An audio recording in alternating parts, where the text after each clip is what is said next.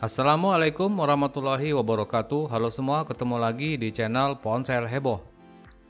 Di video kali ini saya akan review handphone 5G killer dan lagi-lagi dari Poco nih, yaitu Poco M3 Pro 5G. Jadi buat kalian yang udah dapat sinyal 5G di daerahnya atau yang memang mau siap-siap buat jaringan 5G, maka handphone ini adalah yang terbaik dari handphone 5G murah sekarang ini yang dijual secara resmi. Harganya itu hanya 2,8 jutaan buat varian tertingginya, yaitu 6/128 GB.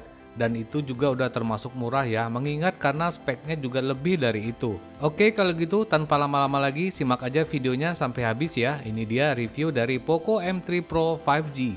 Namun sebelum lanjut jangan lupa subscribe-nya, aktifkan tanda lonceng, dan selalu cek link pembeliannya di bawah ya guys. Seperti biasa, pertama kita mulai dulu dari segi desain. Sekeliling bodi dari handphone ini terbuat dari plastik, baik itu di bagian frame atau back covernya. Dan ini juga sangat wajar ya, sesuai dengan harganya. Tapi memang bagian back covernya ini finishingnya itu sangat glossy sekali, jadi gampang kucel terkena bekas sidik jari. Baiknya dipakein case langsung atau pilih warna yang biru atau kuning supaya nggak kelihatan cepat kucel. Tapi bagian menarik juga memang ada pada bagian belakangnya ini, khususnya desain pada kameranya yang dikasih blok warna hitam memanjang seperti ini. Benar-benar kelihatan fresh dan beda dari handphone Poco sebelumnya.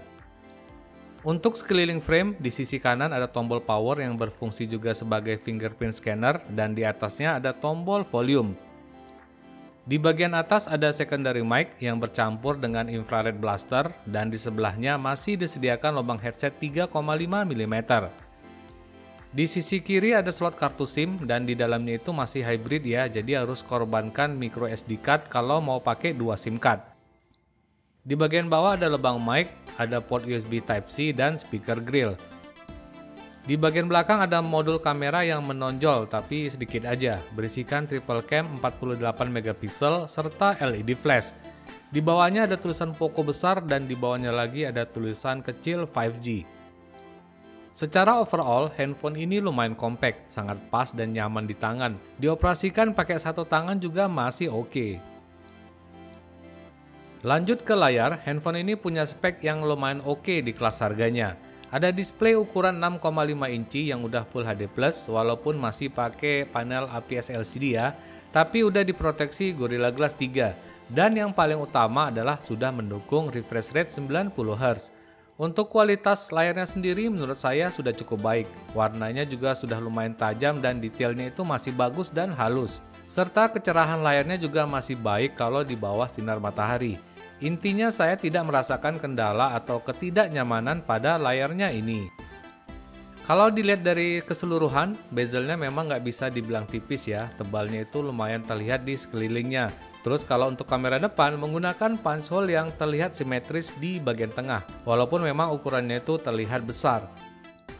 Lanjut ke prosesor, Poco M3 Pro ini dilengkapi chipset yang rata-rata dipakai oleh handphone 5G murah sekarang ini, yaitu MediaTek Dimensity 700 dengan fabrikasi 7 nanometer. Ini biasa ada pada chipset flagship ya. Dan untuk RAM mempunyai dua pilihan, ada RAM 4/64 GB yang harganya itu sekitar 2,5 jutaan dan RAM 6/128 GB di harga 2,8 jutaan. Tes benchmark menggunakan Antutu, handphone ini menghasilkan skor di angka 325 ribuan, sudah cukup impresif, mendekati tes Antutu MediaTek Helio G95 dengan RAM 8/128 GB di angka 327 ribuan pada Redmi Note 10S kemarin yang saya coba. Untuk performa bermain game sudah cukup oke lah ya, main Mobile Legends juga bisa dapat settingan rata kanan dengan frame rate ultra, dan kalau untuk PUBG bisa dapat smooth ultra juga.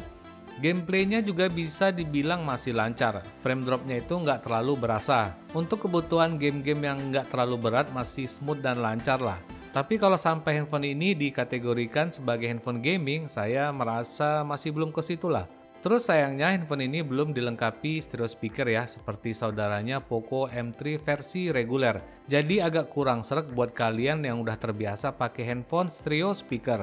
Untungnya handphone ini udah dilengkapi NFC, jadi merupakan salah satu kelebihan yang mungkin bisa jadi pertimbangan buat banyak orang. Poco M3 Pro ini berjalan menggunakan OS Android versi 11 dan dikostumisasi melalui MIUI yang masih versi 12. Untuk penggunaan sehari-hari sih ini udah lancar dan smooth sekali ya. Iklannya juga nggak terlalu banyak dan mengganggu. Masih enak dan nyaman lah pokoknya. Kemudian tes kecepatan fingerprint bisa dibilang masih wajar-wajar aja. Tidak terlalu cepat memang, tapi masih dapat diterima. Apalagi karena menggunakan tombol fisik jadi lumayan akurat juga. Sementara pada face unlock-nya juga masih terbilang nyaman juga, dan saya merasa untuk face unlock-nya ini juga tergolong cepat, jadi masih bisa diandalkan. Di sektor baterai, Poco M3 Pro tertanam baterai kapasitas yang cukup besar juga, 5000 mAh dan sudah mendukung fast charging 18 watt. Kepala fast chargingnya juga sudah disertakan dalam kotak.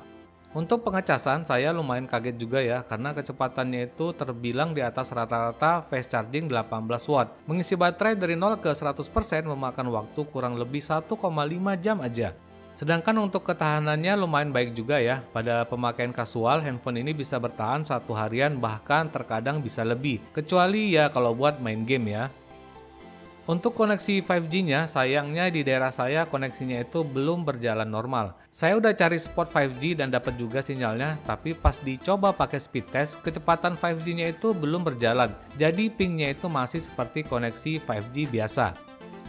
Dan terakhir masuk ke sektor kamera, di mana Poco M3 Pro ini dilengkapi kamera triple cam 48 megapiksel plus 2 dan plus 2 megapiksel di bagian belakang dan 8 megapiksel di bagian depan. Jadi nggak ada kamera ultra wide. Tapi menurut saya kamera bukanlah hal yang paling utama dari handphone ini kalau dilihat dari speknya. Tapi bukan berarti nggak bagus juga ya. Hasil foto dari Poco M3 Pro ini lumayan oke kalau menurut saya. Kalau foto-foto buat media sosial masih bisa lah, masih bisa diterima. Reproduksi warnanya masih cukup cerah dan detail. Apalagi kalau fitur AI dan HDR-nya diaktifkan, maka hasil fotonya akan lebih bagus lagi. Tapi sayangnya untuk kamera makro hasilnya tidak terlalu memuaskan ya, masih kurang detail dan kurang tajam. Dan kalau untuk foto potret atau bokehnya juga udah lumayan bagus menurut saya. Bokeh dan separasinya itu udah rapi dan halus. Udah oke banget lah pokoknya. Untuk kamera depan yang 8 megapiksel, saya memang tidak berharap banyak ya. Hasilnya juga udah sangat pas-pasan sekali. Tapi nggak bisa dibilang jelek juga. Untuk kondisi cahaya yang cukup, fotonya masih dapat diterima. Foto dalam kondisi minim cahaya juga masih oke sekali, noise-nya juga masih sangat minim dan halus. Mode malamnya juga kalau diaktifkan tidak terlalu agresif warna dan kecerahannya. Sementara untuk video, saya lumayan kaget juga karena video image stabilization-nya itu sangat stabil sekali. Terlihat di sini guncangannya itu sangat halus sekali. Dan terlihat di sini videonya ini sangat stabil ya. Saya sedang berjalan. Jadi handphone ini memiliki image stabilization dan lumayan stabil juga nih. Saya jalannya agak kenceng juga, tapi videonya tetap stabil. Oke, terus aja kita coba ke yang ada warna-warna nih. Kita lihat gimana warnanya.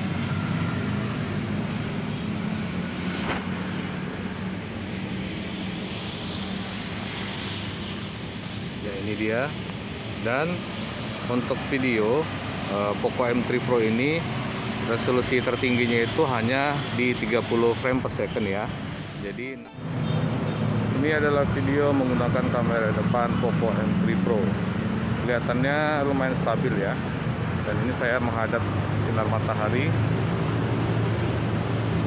Dan kalau ini saya membelakangi sinar matahari. Ya, begini dia hasilnya.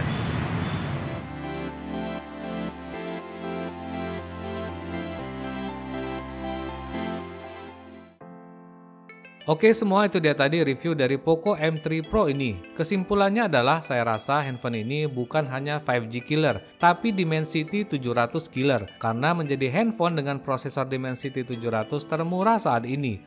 Performanya juga udah cukup buat pemakaian sehari-hari dan game ringan atau menengah, dan hasil fotonya juga masih lumayan oke. Jadi kalau untuk harga 2,5 jutaan, handphone ini udah sangat worth it. Ditambah lagi desainnya itu sangat fresh serta lumayan elegan buat yang warna hitam seperti yang saya punya ini. Jadi handphone ini udah layak dibeli ya, walaupun di daerah kalian belum dapat sinyal 5G. Buat yang mau beli silahkan cek link pembeliannya di bawah ini ya. Tetap ingat pesannya, jauhi kredit sebisa mungkin, pakai masker kalau kemana-mana, dan assalamualaikum warahmatullahi wabarakatuh.